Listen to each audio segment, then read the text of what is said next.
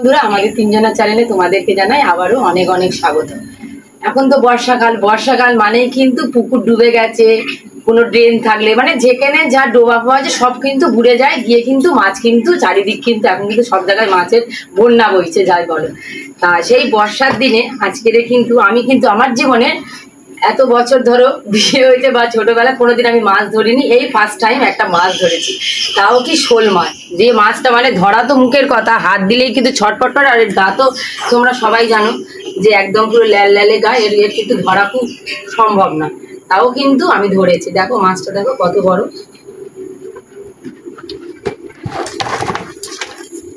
এই first time আমি এত বড় মাছ ধরেছি। আমি জীবনে কোনোদিন মাছ কেন কিছুই ধরতে পারিনি, একটা মুরগিও ধরতে পারিনি। মাছটা দেখো কত বড়। মানে আমি কালকেরে রাস্তা দিয়ে আসছিলাম, তখন হঠাৎ করে মাছটা দেখে আমার সামনে দিকে উঠেছে। অনেক কষ্ট করে চেপে ধরে নিয়ে এসেছি। তা এই মাছটা নাকি অনেকবারই মানে পুকুর থেকে উঠেছিল রাস্তায়, কিন্তু অনেকেই ধরতে পারিনি। কি ভাগ্যে আমার কপালে মনে মাছটা মনে ছিল, আমি আসছিলাম তখন আমার সামনে উঠেছিল, মাছটাকে চেপে ধরে নিয়ে চলে এসেছি। তাই কোনো মাছটাকে জাগিয়ে রেখে দিয়েছি তোমাদেরকে দেখাবো বলে যে কত বড়। দেখো মাছটা, দেখো মাছটা পুরো কিন্তু পাকা মাছ একদম, কিন্তু গা দেখো কিরম হলুদ হয়ে গেছে। আর এই শোল মাছের করবো আজকের কষা, কারণ এই বর্ষার দিনে না এই বৃষ্টি ওয়েদারে একটু কষা ঝাল জিনিস খেতে কিন্তু খুবই ভালো লাগে। তাই আজকে করবো এই শোল মাছের কষা। তার আগে চলো এই মাছটাকে তো আগে কাটি, মাছটাকে আগে আচার দাও।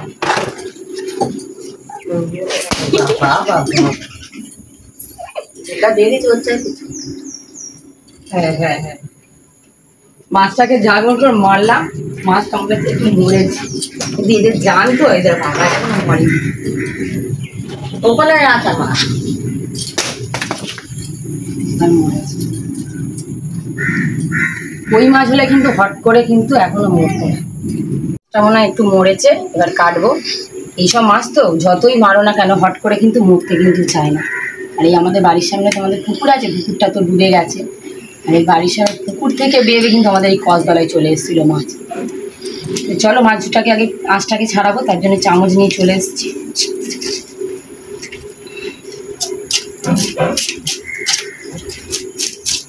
মাছটাকে ভালো করে আগে ছাড়িয়ে নিই, কারণ এইসব মাছগুলো না বড্ড হাত স্লিপ করে।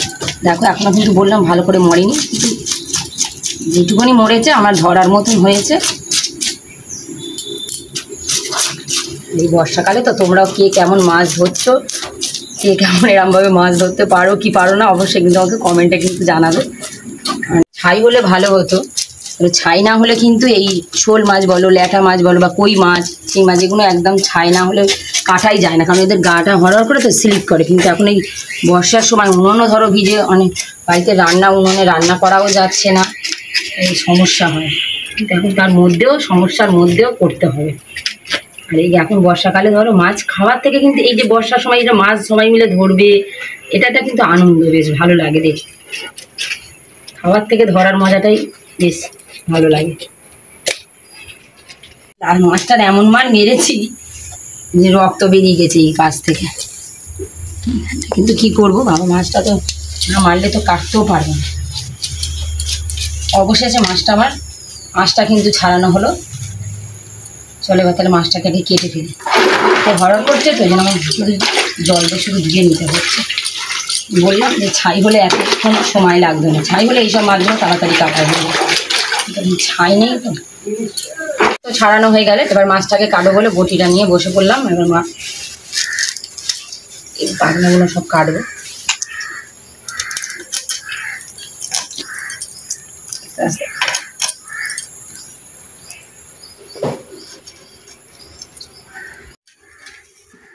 অসুবিধা হচ্ছে কিন্তু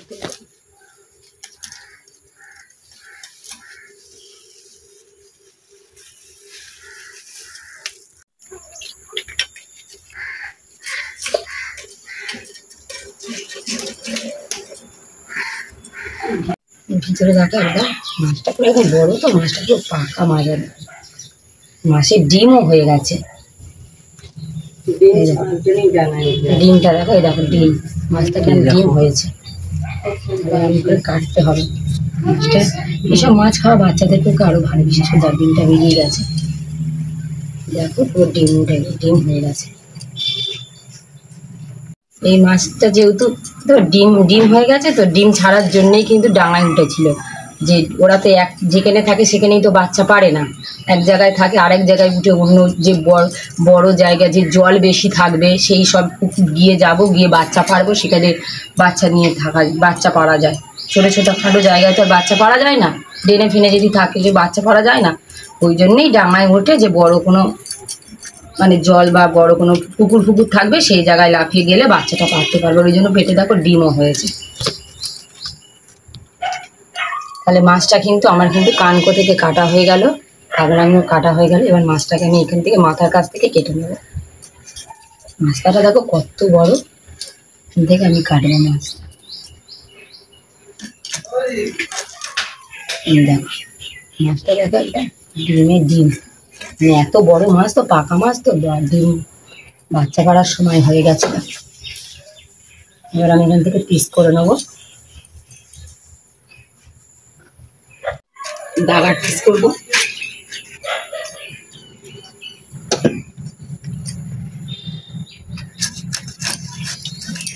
এরকম সাইজের দাগার পিস করছি।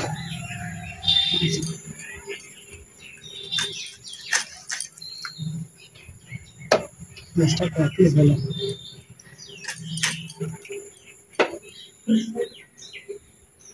বড় মাছ তো, তাই লেজের দিকে কিন্তু আমি আঁশ কিন্তু ভালো করে তখন ছাড়াতে পারিনি, ধরতেই পারছিলাম না। ওই জন্য মাছটাকে কেটে নিলাম, নিয়ে একটু লেজার কাছে আঁশ রয়েছে, আঁশটাকে একটু ভালো করে ছাড়িয়ে দিচ্ছি।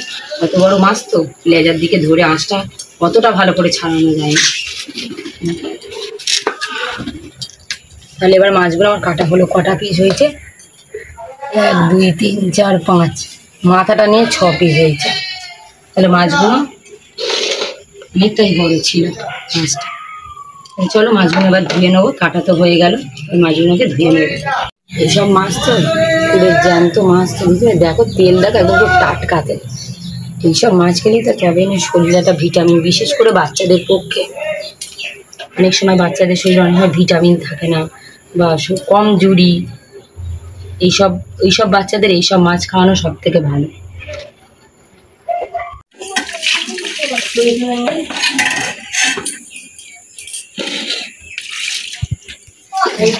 দিয়ে নেবো, একটু ভালো করে ধুতে হবে। বললাম এই মাছগুলো একটু হরড় করে তো, রান্না মাছগুলোকে একটু ভালো করে মাছগুলো পরিষ্কার করতে হবে, কারণ এর মধ্যে ছোটো ছোটো আঁশও থাকে, আর মাছটা তো ভীষণ হরড়ে। তাই কাটার সময় দেখবে এই মাছ যখন ছাড়ানোর সময় না ভালো করে আঁশ ছাড়ানো হয় না, তাই কেটে নিয়ে ভালো করে আঁশটাকে দেখে নিতে হবে যে আঁশ আছে কি না, তাই একটু ভালো করে পরিষ্কার করে ধুতে হবে। নাহলে ভাজার সময় না আঁশ থাকলে না মাছটা একদম পুরো বিচ্ছিরি আঁশ থাকে, আর জন্য আঁচে পরিষ্কার করে ধুয়ে নিতে হবে। দেখো গাটা দেখো, দেখো আঁশ রয়েছে ছোটো ছোটো।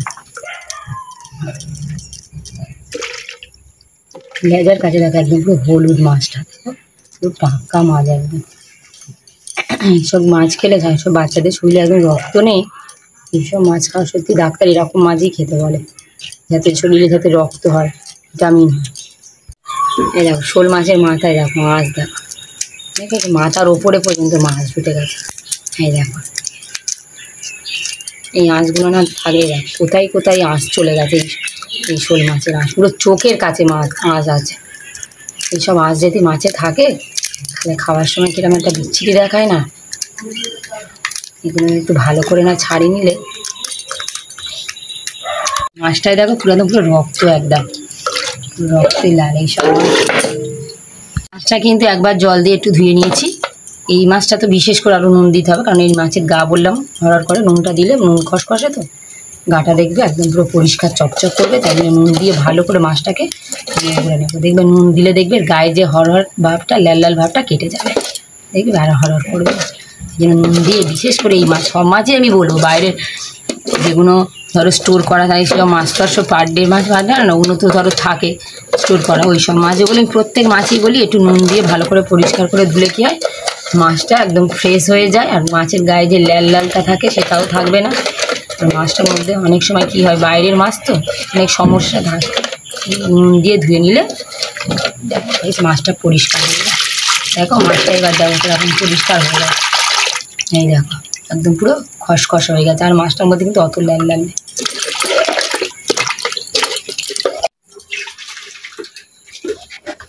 এবার দেখো মাছটা দেখো কত পরিষ্কার, একদম পুরো পরিষ্কার চকচক করছে মাছটাকে, গায়ে আর কোনো ল্যাল ল্যাল ভাব নেই, একদম পুরো ফ্রেশ পরিষ্কার হয়ে গেছে মাছটা।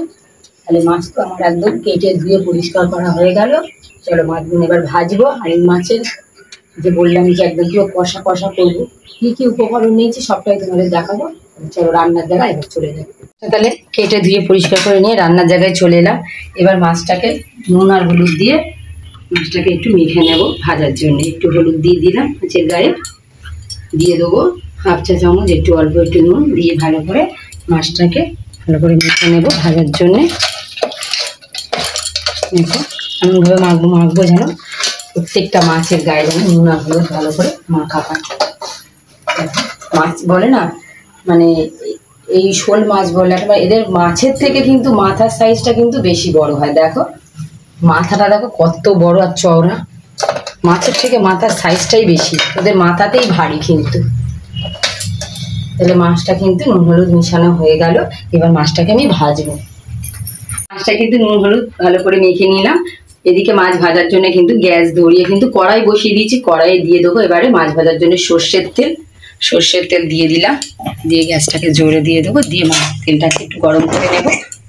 খন্তিটা দিয়ে একটু তেলটাকে একটু সমস্ত কড়ার গায়ে একটু ভালো করে চারিদিকে নেড়ে চেড়ে দেবো। মাছ ভাজার জন্য কিন্তু তেলটা একদম উপযুক্ত হিট গরম হয়ে গেছে, কারণ মাছ ভাজতে গেলে কিন্তু তেল একদম যত পারবে কড়া করে গরম করে নেবে, তাহলে মাছটা তাড়াতাড়ি উঠতে সুবিধা হবে, মাছটা কড়ার গায়ে লেগেও যাবে না। তাহলে তেলটা কিন্তু গরম হয়ে গেছে। এবারে নুন হলুদ মেখে রাখা শোল মাছগুলো গরম তেলের মধ্যে দিয়ে দেবো।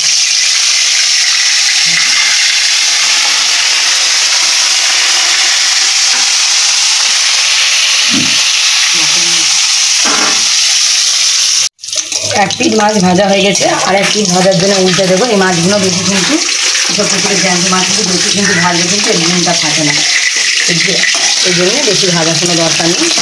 দেখো হালকা করে ভেজে নিয়েছি। জ্যান্ত মাছ তো বেশি ভাজার কোনো দরকার নেই, হালকা করে ভেজে নিলেই হয়। কারণ বেশি ভাজলে কড়া হয়ে গেলে না, এই যে মাছের যে ধরো এই যে পুকুরের জ্যান্ত মাছের মধ্যে ভিটামিন যে গুণাগুণ থাকে না, বেশি ভাজলে কিন্তু সেই গুণাগুণটা থাকে না।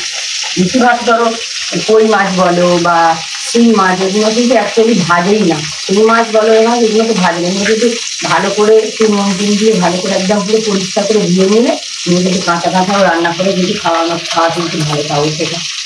বর্ষাকালে কিন্তু দেখো এই বর্ষাকাল মানে কিন্তু ইলিশ মাছের একটা কিন্তু এসছে, তার সঙ্গে কিন্তু ধরো এই বর্ষাকাল মানে পুকুর ডুবে গেছে, তারপরে পাশে যদি কোনো ডোবা থাকে সেগুলো ডুবে গেছে। এখন তো পুকুরের মাছ দিয়ে ডোবাতে মানে চারিদিকে ধরো যেসব জ্যান্ত মাছও কিন্তু পুকুরের মাছেরও কিন্তু একটা কিন্তু ধরো উৎসব। দেখবো প্রায় ঘরে ঘরে দেখো যেমন ইলিশ মাছ রান্না হচ্ছে, তেমন কিন্তু এইসব জ্যান্ত কিন্তু পুকুরে কিন্তু দেশি মাছ কিন্তু রান্না হচ্ছে কিন্তু। আর অবশ্যই তোমাদেরকে কিন্তু এর মধ্যে কিন্তু আমি ইলিশ মাছেরও রেসিপি করে অবশ্যই তোমাদেরকে দেখাবো। তাহলে চলো এই মাছগুলো ভাজা হোক। এই মাছের উপকরণ আমি কী কী নিয়েছি চলো তোমাদেরকে দেখাচ্ছি। এখানে নিয়ে নিয়েছি পেঁয়াজ, 3টে বড় বড় সাইজ থেকে পেঁয়াজ নিয়েছি, আদা নিয়েছি, কিছু কাঁচা লঙ্কা নিয়ে নিয়েছি, গোটা জিরে, হলুদ, 2টো টমেটো, লঙ্কার গুঁড়ো। কারণ এই মাছটাতে একটু যেহেতু ঝাল করবো তার জন্য গুঁড়ো লঙ্কাটা কালারের জন্য দিয়েছি, কাঁচা লঙ্কাটাও ব্যবহার করেছি। এখানে 2টো লঙ্কাই আমি কিন্তু ব্যবহার করেছি। আর নিয়েছি এখানে চিনি আর রসুন। তাহলে মাছগুলো কিন্তু আমার কিন্তু আরেক পিস কিন্তু মাছগুলো ভাজা হয়ে গেছে। এবার মাছগুলোকে আমি তুলে নেবো, একটা মাছগুলো দেখো আমি তুলে নেব। দেখো মাছগুলো কীরকম সাইজ করে আমি ভেজেছি, এরকমভাবে কিন্তু মাছগুলো কিন্তু ভাজতে হবে। মাছগুলো ডাগার পিস মাছগুলো কিন্তু আমার ভাজা হয়ে গেছে। এবার পড়ে আছে লেজা আর মাথা, লেজা আর মাথাটা ভাজতে দেবো। ওটা মাছটা ভাজা হোক। চলো আমি তোমাদেরকে এবারে আমি তাহলে পেঁয়াজ কাটাকুটি বাটাবাটির পালাটা এবার করে নেবো, ততক্ষণে মাছ দুটো ভাজা হয়। বাটাবাটি করবো একদিন কিন্তু সেই বড় ছিল আমার ঠাকুমার শিল, বড় সেই শিল নিয়ে বসে পড়েছে, যদি বডি নিয়ে বসে পড়েছে তাহলে আমি অন্তত কাটাকুটি চালু করে নিই। টমেটোগুলোকে ভালো করে জলেতে দিয়ে দিতে জল দিয়ে নিয়েছি, টমেটোগুলোকে ভালো করে দিয়ে টমেটোর মুখগুলো একটু কেটে নিলাম, নিয়ে ভালো করে সরু করে কেটে নেবো। টমেটোটা কিন্তু আমার কিন্তু কাটা হয়ে গেল। টমেটো কাটা হয়ে গেলে এবার কেটে নেবো পেঁয়াজ। পেঁয়াজটাকে ভালো করে মুখটা ছাড়িয়ে নিয়ে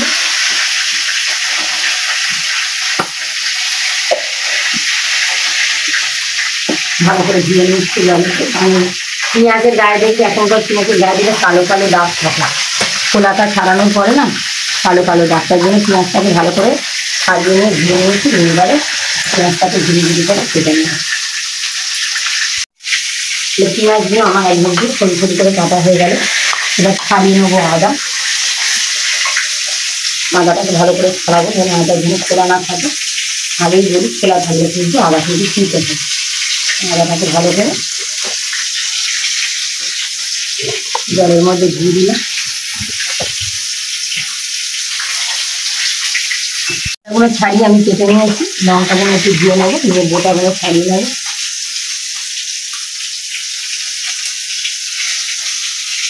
তাহলে কাটাকাটিটা হলো, এবার বাড়বো মশলা বাড়বো। জায়গাটা পরিষ্কার করে নিই। এবারে তিনটা ধোয়া হয়ে গেছে, এবার মশলা বাড়বো। আদাটা দিয়ে দেবো, তাতে কাঁচা লঙ্কা নিয়ে একটু দিয়ে দেবো, একটু গোটা দিয়ে দেবো, আর রসুন ছাড়ানো রসুন দিয়ে দেবো। যেহেতু বড় শিলটার ধার আছে, ওই জন্য আমি সমস্ত মশলা একসাথে বেটে নেব।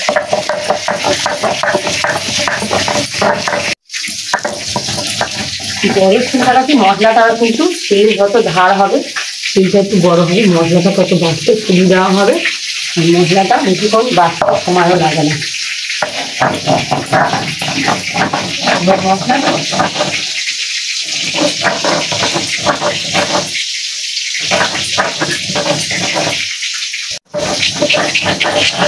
মশলাটা দেখো একদম মিক্সির মতন, কিন্তু একদম ভালো করে মশলাটা কিন্তু একটা মিহি করে বাটা হয়েছে। যেমন বড় একটা শিল তার তেমন একটা বড় নোড়া। এইসব এত বড় শিল নোড়া দেখা যায় না। মানে আমার দিদি শাশুড়ি অনেক দিনের আর মানুষ তখন এই শিল নোড়া ট্রেন থেকে বাঁচতো, মা বাঁচতো, এখন আমরা বাঁচছি। মশলা বাটা কিন্তু হয়ে গেল। এদিকে কিন্তু মাথা দুটো ভালো করে কিন্তু ভাজা হয়ে গেলো, মাথা আর লেজাটা ভাজা হয়ে গেলে এবার আমি তুলে নেব। দেখো সমস্ত মাছ ভাজা কিন্তু শেষ। এবার মাছের ঝালটা রেডি করবো। আর একটু কড়াতে তেল আছে, আর একটু তেল দিয়ে দেবো, কারণ এই ঝালেতে তো ঝাল বলো কষা বলো তো একটু তেলটা একটু বেশি লাগে। একদম পুরো গরম আছে। মাছ ভাজার ওই গরম তেলের মধ্যে দিয়ে দেবো কুচনো পেঁয়াজ। পেঁয়াজের ওপরে দিয়ে দেবো সামান্য পরিমাণে একটু নুন দিয়ে দেবো, যাতে পেঁয়াজটা তাড়াতাড়ি ভাজা হয় এবং মুচমুচে হয়। দিয়ে পেঁয়াজে আর নুনে ভালো করে তেলের সাথে নেড়ে চেড়ে নেবো ভালো করে।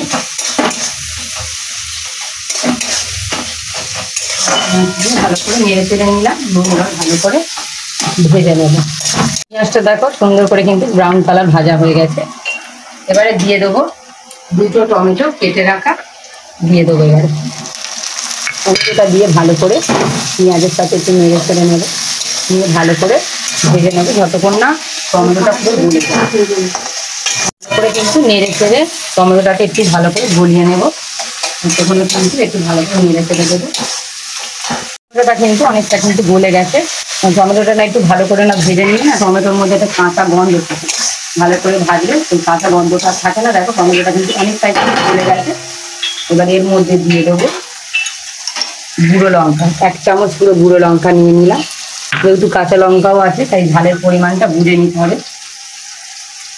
1 চামচ হলুদ দিয়ে দেবো। হলুদটা দিয়ে আর একটু নুন দিয়ে দেবো। এবারে 1 চামচ এবার নুন, গুঁড়ো লঙ্কা আর হলুদ দিয়ে মশলাটাকে ভালো করে পেঁয়াজের সাথে নেড়ে করে ভেজে নেবো। কারণ হলুদের কিন্তু একটা কাঁচা গন্ধ থাকে। যত মশলা দিয়ে ভালো করে ভাজলে মশলা থেকে একটা তেল বেরোয়, তাতে কিন্তু তরকারি হয়, খেতেও ভালো হয়, টেস্টটা খুব ভালো হয়। তো একটু মশলাটা ভালো করে ভেজে দিতে। তো মশলাটা কিন্তু একদম ভাজা ভালো হয়েছে, তেল ছেড়ে দিয়েছে। এবারে দিয়ে দেবো আদা, জিরে, কাঁচা লঙ্কা, রসুন বাটা। এবারে দিয়ে দেবো সাথে ভালো করে বেটে নিলাম।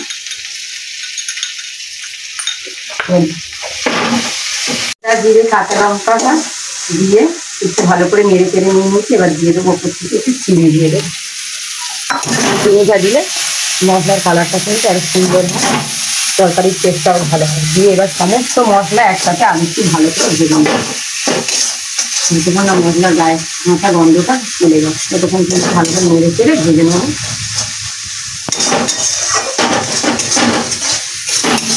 দেখো মশলাটা এবার কালা কালার কত সুন্দর এসছে, ভালো করে নেড়ে চেড়ে নেবো, ভেজে নেবো।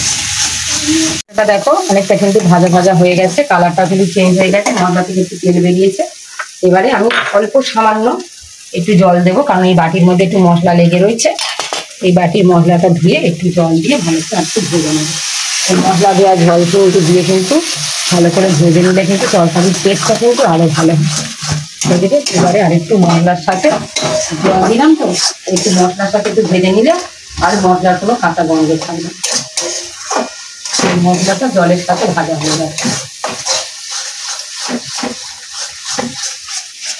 দেখো যতক্ষণ না জলটা শুকিয়ে যাবে, একদম মশলার সাথে মিশে যাবে, ততক্ষণ কিন্তু আমি অনবরত নাড়তে নাড়তে ভেজে নেবো। মশলা দেওয়া জলটা দিয়েছি, মশলার সাথে একদম দেখো সুন্দর করে কিন্তু ভাজা হয়ে গেছে। কালারটাও বেশ, মশলাতে কিন্তু কালারটা বেশ দারুণ হচ্ছে, তেলও বেরিয়ে এবারে দিয়ে দেবো পরিমাণ মতো জল। ভালো করে কষানো হয়ে গেছে, দিয়ে দেবো পরিমাণ মতন জল। যেহেতু মাছ অল্প, যেহেতু ঝাল হবে তো বেশি জল দেওয়ার দরকার। জল দিয়ে মশলার সাথে একটু নেড়ে চেড়ে দেবো, দিয়ে দিয়েছি। এবার ঢাকা দিয়ে দেবো, ঝোলটা এবার ফোটার জন্য অপেক্ষায় ঝোলটা দিয়ে দেবো। ঝোল ফুটছে, দেখো ঝোলটা এবার টমাট করে ফুটছে একদম, তরকারি কালারটা কত সুন্দর এসছে।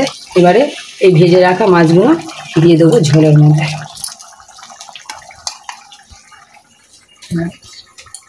একটু ঝোলের সাথে মাছটাকে দিয়ে একটু নেড়ে ছেড়ে দেবো, দিয়ে আবারও একটু ঢাকা দিয়ে দেবো। দেখবো ঝোলটা মনে হয় হয়ে গেছে। দেখো গায়ে গায়ে হয়ে গেছে একদম, একটু নেড়ে ছেড়ে দেবো।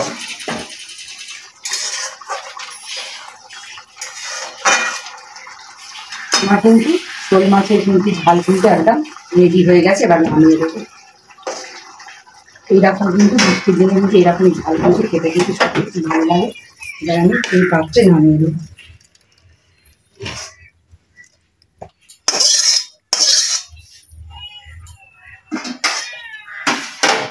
রেডি হয়ে গেল আমার শোল মাছের ঝাল। এই শোল মাছ নিয়ে চলে এলাম, শোল মাছের ঝাল নিয়ে। দেখো এবার আমার ছেলেরা খাবে, ছেলে খাবে আর আমার ভাইজি খাবে। দেখো কত সুন্দর কালারটা এসছে মাছের রেসিপিটা।